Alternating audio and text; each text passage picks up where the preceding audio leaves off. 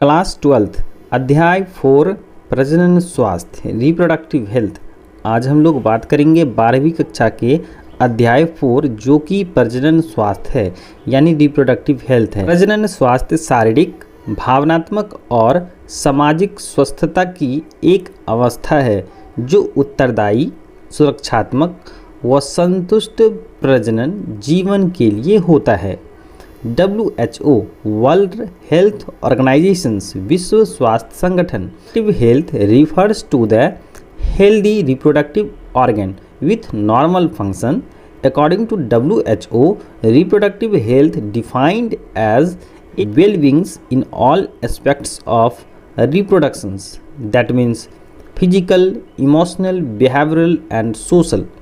विश्व स्वास्थ्य संगठन के अनुसार तभी हम लोग प्रजनन स्वास्थ्य की अवस्था में कहलाएंगे जब हम लोगों के रिप्रोडक्टिव ऑर्गन के साथ साथ जो हैं ये सभी मायने में क्या हों, हेल्दी हों, जैसे कि आपका शारीरिक रूप से, मानसिक रूप से, व्यावहारिक रूप से और सामाजिक रूप से अगर हम लोगों के रिप्रोडक्टिव ऑर्गन और स्वास्थ्य ये सभी के सभी क्या हों, वेल हों, तो तब इस कंडीशंस में हम लोग क्या कहते हैं, रिप्रोडक्टिव हेल्थ, यानी कि हम लोग जो है उस अवस्था को प्रजनन स्वास्थ्य की अवस्था कहते हैं। Family planning initiated in India, परिवार नियोजन की जो शुरुआत हुई थी 1951 ईस्वी में भारत में हुई थी। हम लोग आगे देखें कि प्रजनन स्वास्थ्य का क्या महत्व है, क्या सिग्निफिकेंस है, सिग्निफिकेंस ऑफ रिप्रोडक्टिव हेल्थ, हम लोग किस किस मायने में जो है इसको हम लोग अपने जीवन में ला सकते हैं उपयोग में। तो नंबर 1 है स्वास्थ्य एवं संतुष्ट जीवन के लिए, क्या स्वस्थ एवं संतुष्ट जीवन जीने के लिए। दूसरा है प्रजनन से संबंधित जानकारी के लिए, यानी कि सेक्स एडुकेशंस के रूप में या रिप्रोडक्टिव एजुकेशन से जुड़े समस्याओं को जो है हम लोग इनसे प्राप्त कर सकते हैं। तीसरा है प्रजनन अंगों के संक्रमण को रोकने के लिए, जो भी आपके क्या है रिप्रोडक्टिव ऑर्गन्स हैं वो इन्फेक्ट ना हो, वो किसी तरह से जो इफेक्टिव ना हो, प्रभावित ना हो। तो इन सारी चीज़ों की समस्याओं के समाधान के लिए हम लोगों को क्या चाहिए, प्रजनन स्वास्थ्य से जुड़ी समस्याएं और उनके निदान के लिए जो सही जानकारी है वो चाहिए। इससे जो है हम लोग क्या कर सकते हैं, इन पर रोक लगा सकते हैं। चौथा है शिशु योजना अपनानी चाहिए, यानी फैमिली प्लानिंग अपनानी चाहिए, जिससे बच्चे को अधिक से अधिक साधनों के साथ साथ जो है उनका पोषण अच्छी तरह से हो सके। प्रजनन स्वास्थ्य एक सामाजिक मुद्दा है। क्या है, एक सामाजिक मुद्दा है जिसके अंतर्गत हम लोग निम्नलिखित महत्वपूर्ण बिंदुओं पर विचार करते हैं। यानी कि पहला जो हम लोगों का है वो है सेक्स एजुकेशन, यानी कि यौन शिक्षा है, संबंधित है। सेक्सुअल ट्रांसमिटेड डिजीज है, यानी कि यौन जनित या संचारित रोग है। और तीसरा जो है हम लोगों का वो है जनसंख्या नियंत्रण, यानी कि पॉपुलेशंस कंट्रोल्स। तो जिसमें पहला हम लोगों सेक्स एजुकेशंस, देखिए किशोरावस्था से ही बच्चे अपने अंदर होने वाले परिवर्तन को महसूस करने लगते हैं, लेकिन इन परिवर्तनों की सही जानकारी, सेक्स ऑर्गन्स की बनावट और क्रियाविधि का ज्ञान बहुत कम ही देशों में दिए जाते हैं। परिणामतः वे जनन अंग को या तंत्र को शरीर का एक मनोरंजन अंग मान लेते हैं और सुनी सुनाई बातों पर चलते हैं। इससे शारीरिक व मानसिक के साथ साथ जो है सामाजिक समस्याएं भी उत्पन्न होती हैं। भारत में भी कई वर्षों से यौन शिक्षा के संबंध में विचार किया जा रहा है। आगे हम लोग देखें कि यौन संचारित रोग, जिसे हम लोग सेक्सुअल ट्रांसमिटेड डिजीज कहते हैं, जैसे कि गोनोरिया, सिफिलिस, एड्स इत्यादि रोग प्रजनन अंगों से क्या है, संबंधित हैं। ये सेक्सुअल ट्रांसमिटेड डिजीज भी कहलाते हैं, अर्थात ये पुरुष तथा स्त्री में जननांगों के रोग हैं जो शरीर में धीरे धीरे फैलकर प्राणघातक हो सकते हैं। यह रोग किसी संक्रमित व्यक्ति के साथ एक स्वस्थ व्यक्ति के द्वारा लैंगिक संबंध स्थापित करने से संचारित होता है या फैलते हैं। इसे हम लोग यौन संचारित रोग कहते हैं, अर्थात ये पुरुष तथा स्त्री में जननांगों के रोग हैं जो शरीर में धीरे धीरे फैलकर प्राणघातक हो सकते हैं। आगे हम लोग बढ़े कि यह रोग किसी संक्रमित व्यक्ति जो कि संचारित रोग से पीड़ित हैं उनके खून को एक स्वस्थ व्यक्ति में चढ़ाने से भी होता है। यह रोग हाथ मिलाने, साथ साथ सोने, एक साथ खाने पीने या अन्य फिजिकल संपर्क के द्वारा, जैसे कि हाथ मिलाने, किस करने इत्यादि से नहीं फैलते। आगे हम लोग बढ़ें कि इस बीमारी के प्रारंभिक लक्षण के रूप में जननांगों पर घाव एवं दानों जैसे घाव उत्पन्न होने लगते हैं। इलाज के बाद ये बीमारी जो है वो ठीक हो सकते हैं, लेकिन सही इलाज अगर सही समय पर नहीं हुआ तो 20 से 30 वर्षों में यह शरीर को बहुत गंभीर रूप से शरीर को हानि पहुंचाता है या पहुंचा सकता है। जनसंख्या नियंत्रण पॉपुलेशन कंट्रोल पिछले 50 वर्षों में एशिया के अधिकांश देशों में 2 गुनी से भी अधिक आबादी हो गई है, जिससे अनेक प्रकार की आर्थिक और सामाजिक समस्याएं उत्पन्न हो गई हैं। Populations represents the total number of individuals of a species living in an areas. The rapid increases in populations over a relatively short time periods is called populations explosion, जिसे हम लोग जनसंख्या विस्फोट कहते हैं। कम ही समय में क्या होते हैं, अगर पॉपुलेशंस जो है ज़्यादा या अधिक संख्या में हों तो इस तरह के जो पॉपुलेशंस जो बढ़ रहे हैं इसको हम लोग जनसंख्या विस्फोट कहते हैं। जनसंख्या नियंत्रण के लिए 1951 ईस्वी में पहली बार परिवार नियोजन का जो है कार्यक्रम आरंभ हुआ था। जैसे कि कुछ टर्मिनोलॉजी हैं, जैसे कि RCH है, reproductive and child health care है। उसके बाद है CVS क्रोनिक विलाई सैम्पलिंग और नेटैलिटी बर्थ रेट यानी कि जन्म दर जिसको कहते हैं, मोर्टैलिटी जो है वह डेथ रेट है जिसे हम लोग मृत्यु दर भी कहते हैं। जनसंख्या वृद्धि के कारण तो कौन कौन से कारण हैं, तो नंबर 1 में है मृत्यु दर में कमी होना, लंबा जीवन काल का होना, अकाल की अनुपस्थिति होना, समय से पूर्व विवाह का होना और शिक्षा में कमी या शिक्षा की कमी होना जो है वह जनसंख्या वृद्धि के जो है बढ़ने के कारक में क्या होते हैं, सहायक होते हैं। वो जनसंख्या वृद्धि को क्या करते हैं, इनिशिएट करते हैं। आगे कि जनसंख्या नियंत्रण के तरीके है ना, पॉपुलेशंस कंट्रोल के कौन कौन सी विधियां होती हैं, तो नंबर 1 है प्राकृतिक विधि, दूसरा अवरोधक विधि है, तीसरा है रासायनिक विधि, आगे है अंतःगर्भाशयी विधि, गोलियां हैं, आपातकालीन विधि है और सर्जरी विधि है। वे विधियां जो जीवन की उत्पत्ति में रुकावट डाले या गर्भधारण को रोक दे उसे हम लोग क्या कहते हैं, कंट्रासेप्शन कहते हैं। और उसमें प्रयोग की जाने वाली युक्तियां यानी कि जो भी मेथड्स होंगे उसे हम लोग क्या कहेंगे, कंट्रासेप्टिव कहेंगे। जैसे कि कुछ जो है इंस्ट्रूमेंट्स हैं, कुछ औजार हैं जो कि गर्भधारण को क्या कर सकते हैं, रोक सकते हैं। कुछ मेथड्स हैं जो कि बच्चे उत्पन्न करने में क्या करते हैं, रुकावट पैदा करते हैं। अगर क्या हो कि गर्भ निरोधक जो क्या करते हैं, मददगार होते हैं फैमिली प्लानिंग्स के लिए, तो वो कैसे होने चाहिए, तो पहला है हम लोगों का यह आसानी रूप से मिलना चाहिए या उपलब्ध होना चाहिए। दूसरा है कि यह आरामदायक तथा इको फ्रेंडली हो, यह जो है ना ईजिली अवेलेबल होना चाहिए।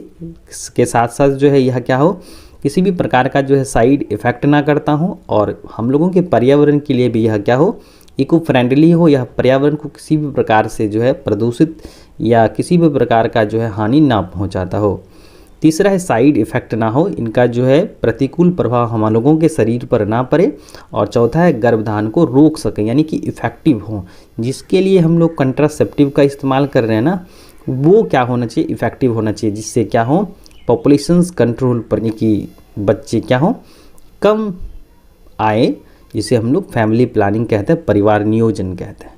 ठीक है, आगे बढ़ते हैं कि नंबर पहला है वो है प्राकृतिक विधि, जिसे हम लोग नेचुरल मेथड्स कहते हैं। इस विधि में नर तथा मादा आपस में नहीं मिलते हैं या संभोग ना करें तो गर्भधारण को रोका जा सकता है। अगला है कि अवरोधक विधि, जिसे हम लोग बैरियर मेथड कहते हैं। जैसा कि हम लोग जानते हैं कि पुरुष के द्वारा स्पर्म छोड़ा जाता है, जिसको स्त्री ग्रहण करने के बाद निषेचित या निषेचन की प्रक्रिया होती है, जिससे गर्भधारण होता है।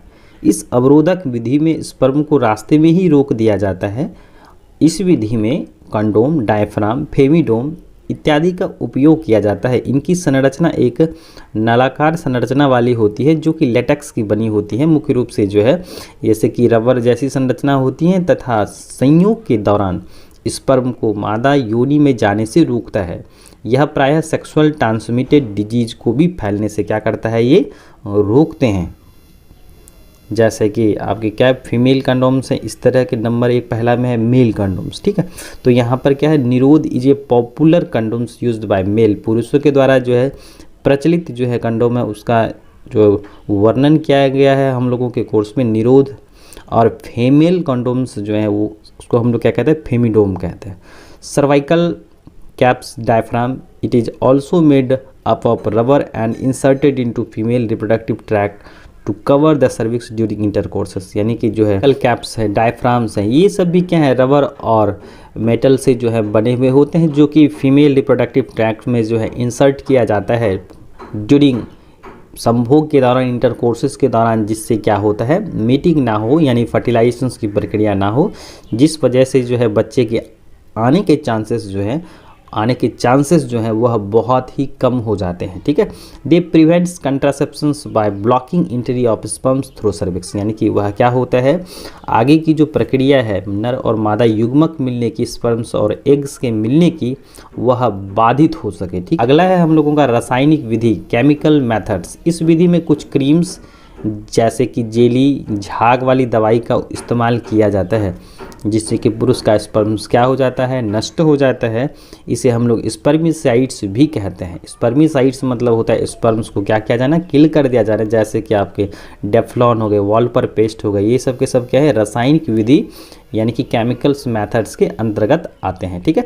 आगे हम लोग बढ़े कि आंतरिक या अंतः गर्भाशयी विधि या युक्तियाँ, जिसे हम लोग बोलते हैं इंट्रायूटेराइन डिवाइसेस। यह प्रायः जननांगों के अंदर उपयोग की जाने वाली युक्तियां हैं, जो प्रायः प्लास्टिक, धातु तथा दोनों के संयोग से बनी होती है। यह गर्भधारण को रोकने के लिए गर्भाशय में प्रवेश कराई जाती है। इनका आकार प्रायः जो है चक्राकार, धनुषाकार या चादरनुमा होता है, जैसे कि copper T, copper 7, copper T 375, ये सब के सब क्या हैं, इंट्रा यूटेराइन डिवाइसेस है, जिनका इस्तेमाल कंट्रासेप्शन में किया जाता है। आगे बढ़ते हैं कि गर्भ निरोधक गोलियाँ, ओरल पाइल्स जो हैं, इस विधि में क्या होता है, दवाई का इस्तेमाल किया जाता है, उपयोग करा जाता है, जो कि मासिक चक्र के 5वें दिन के आरंभ करते हुए 21वें दिन के लिए मुंह में ली जाती है।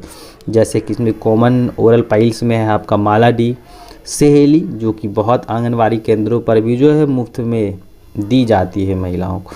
सहेली is a new oral contraceptives for female that contains a non-steroidal preparations called centracroman। ठीक है।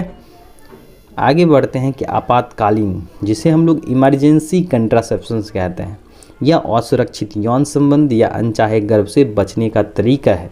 इसमें ओविडॉन, अनवांटेड 7-2 इत्यादि का प्रयोग किया जाता है। इसे हम लोग मॉर्निंग आफ्टर पाइल्स भी कहते हैं।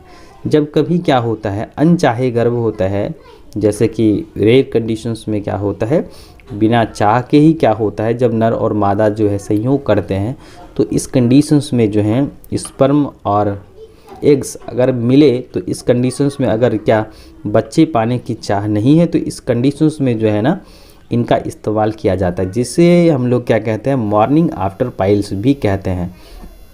आगे हम लोग बढ़े कि सर्जिकल विधि यानी कि सर्जिकल मेथड्स। इस विधि को हम लोग परिवार नियोजन का जो है टर्मिनल मेथड्स कहते हैं, टर्मिनेशंस मेथड्स भी कहते हैं।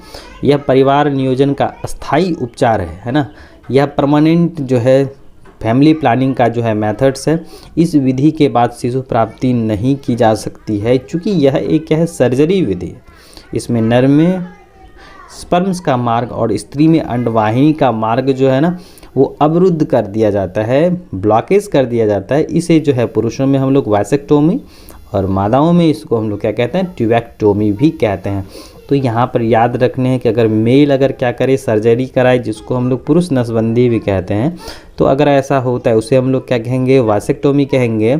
और महिलाएं जब ये प्रक्रिया होगी, महिलाओं में संक्रिया होगी, ऑपरेशंस मेथड, तो उसको हम लोग क्या कहेंगे, ट्यूबेक्टोमी कहेंगे। क्या कहेंगे, ट्यूबेक्टोमी कहेंगे। आगे बढ़ते हैं कि मेडिकल टर्मिनेशंस ऑफ प्रेगनेंसीज, यानी कि MTP एक्ट जो है 1971 ईस्वी में आया। Sexual transmitted disease STD are the infections that are passed from one person to another person through sexual contacts, यानी कि जो क्या है सेक्सुअल ट्रांसमिटेड डिजीज हैं वो इन्फेक्ट होती हैं, वो पास्ड होती हैं एक व्यक्ति से दूसरे व्यक्ति में, किसके द्वारा, तो संबंध बनाने से, यौन संबंध रिलेशनशिप बनाने से विथ अननोन पर्सन और विद मल्टीपल पर्सन से। तो इस तरह से क्या होता है, जो बीमारी लगती है उसे हम लोग क्या कहते हैं, लैंगिक संचारित रोग कहते हैं, जैसे कि आपके एड्स, गोनोरिया, सिफिलिस। इत्यादि क्या हैं, सेक्सुअल ट्रांसमिटेड डिजीज़ के उदाहरण हैं।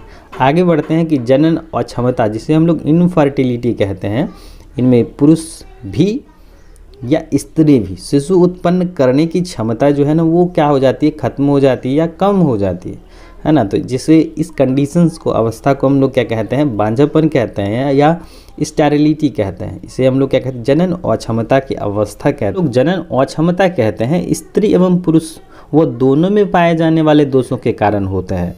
पुरुष में अगर जनन अक्षमता की बात की जाए तो किन किन वजह से होता है, जिसमें से पहला हम लोगों का है वो है स्पर्म की अनुपस्थिति का होना, जिसे हम लोग एजोस्पर्मिया कहते हैं। क्या कहते हैं, एजोस्पर्मिया कहते हैं। दूसरा है स्पर्म की संख्या में कमी, जिसे हम लोग ओलिगोस्पर्मिया कहते हैं। और शुक्राणु की कम गतिशीलता, अगर कैपेसिएशंस क्या हो, कम हो, पुअर हो, तो इससे भी क्या हो सकते हैं, एक मादा को जो है कंसीव होने में समस्याएं उत्पन्न होंगे।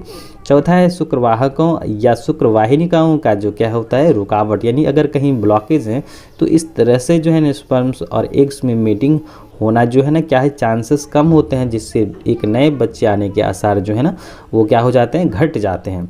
आगे है कि स्त्रियों में जनन अक्षमता का क्या क्या कारण हो सकता है। तो यह जो है जनन अक्षमता जो है, यह हम लोग कह सकते हैं कि यह जनन सक्षम वह मादा होती है जो प्रत्येक चक्र पर नियमित अंडोत्सर्जन करती है एवं इससे अंडा प्रजनन मार्ग से गुजरता है, जो शुक्राणु के सरल मार्ग के लिए दशाएं विकसित करता है।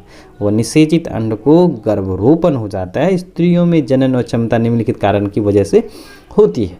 तो एक स्वस्थ मादा क्या करती है, एक प्रत्येक महीने में अंडे रिलीज करती हैं।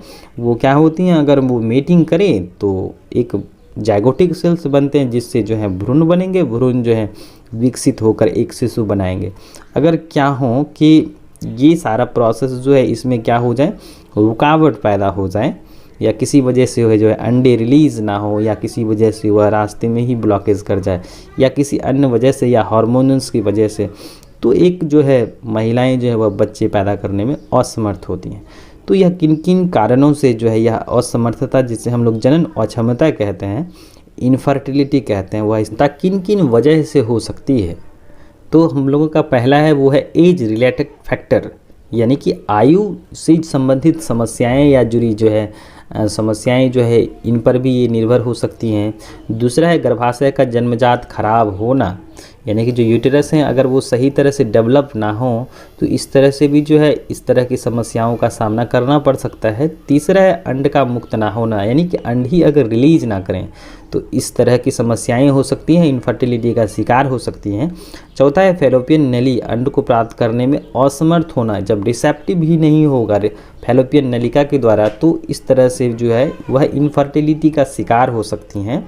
एंडोमेटेरियम का वीक होना, तो इस तरह से भी जो है एक नए शिशु या एक नए संतति को नहीं बनाया जा सकता, एक ग्रो नहीं कराया जा सकता है। ठीक है, तो इस तरह से जो है इनफर्टिलिटी के शिकार हो सकते हैं। छठा है भ्रूण का एंडोमेटेरियम में इम्प्लांट ना होना, जिसे हम लोग क्या कहते हैं, इस प्रक्रिया को हम लोग इम्प्लांटेशन भी कहते हैं, या इसे हम लोग हिंदी में बोले तो प्रत्यारोपण कहते हैं।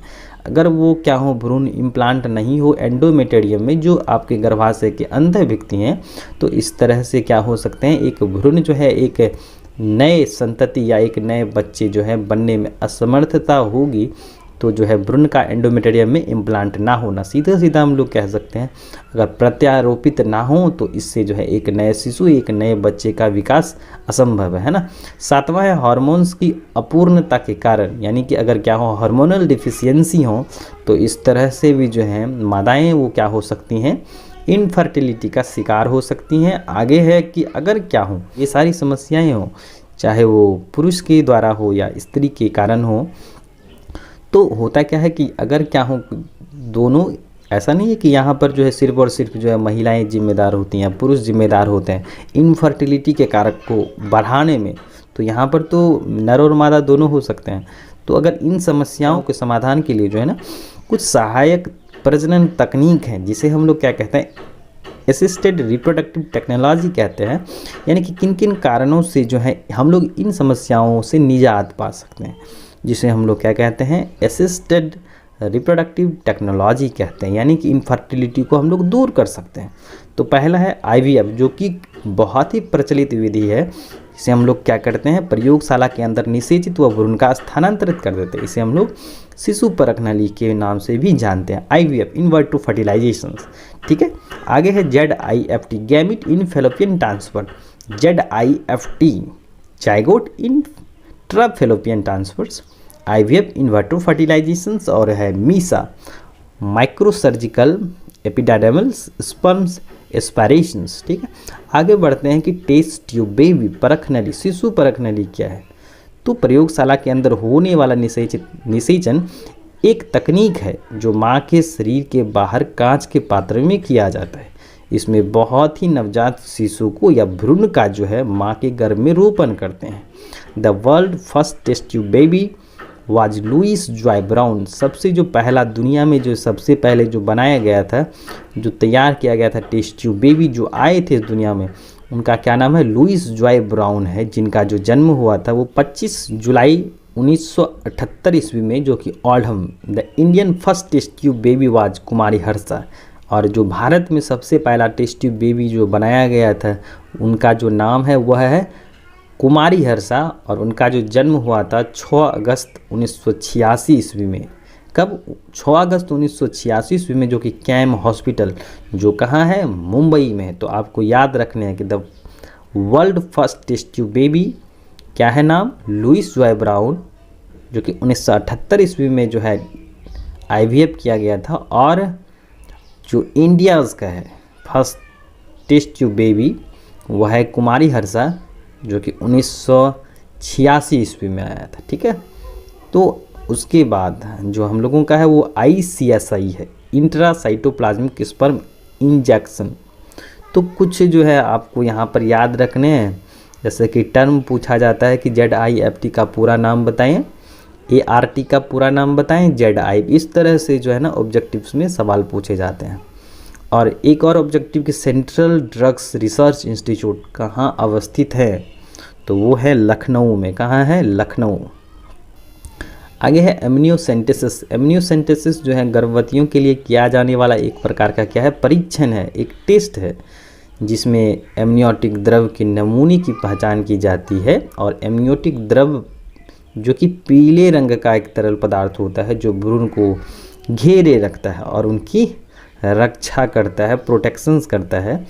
इस द्रव में जो है कुछ कोशिकाएं होती हैं, जिससे कि भ्रूण के स्वास्थ्य के बारे में पता लगाया जा सकता है। साथ ही साथ जो है इसमें शिशु की जन्म दोष या आनुवांशिक विकार की जो है जानकारी भी मिलती है। तो एमनियोसेंटेसिस जो है हम लोग जांच क्यों कराएंगे, तो एमनियोसेंटेसिस जांच क्यों करवाई जाती है? यह जांच आमतौर पर उन महिलाओं को कराने की सलाह दी जाती है जिनके गर्भस्थ शिशु को जन्म दोष का खतरा रहता है, एवं इनसे ये महिलाएं शामिल हो सकती हैं, जैसे कि गर्भवती महिला की उम्र अगर 35 या उससे अधिक हो, तो इस तरह से जो हम लोग कर सकते हैं। स्क्रीनिंग टेस्ट में जन्म दोष या अन्य समस्याओं के बारे में पता चलना। तीसरा कि पिछली किसी प्रेगनेंसी में शिशु का जन्म दोष के कारण पैदा होना। तो हम लोग जो है आनुवंशिक विकारों का पारिवारिक इतिहास, अगर क्या है किसी वजह से जो है ना किसी अंगों का सही तरह से विकास नहीं हो पा रहा है, अगर किसी वजह से उसमें क्या आ रही हैं, कुछ विकृतियाँ आ रही हैं, तो हम लोग जो है इस तरह के टेस्ट को जो है कर करके हम लोग ये पता कर सकते हैं कि जो गर्भ में पल रहा बच्चा है, जो शिशु है, वह पूरी तरह से स्वस्थ है कि नहीं है। ठीक है, तो आगे हम लोग बढ़ते हैं RH तरह के ब्लड प्रोटीन्स, जिसे हम लोग RH फैक्टर्स भी कहते हैं, जो प्रोटीन का बच्चे से मेल ना खाना, जिसको हम लोग RH इनकम्पेबिलिटी कहते हैं। इसके कारण माँ की प्रतिरक्षा प्रणाली भ्रूण की लाल रक्त कोशिकाओं पर ही हमला करती है।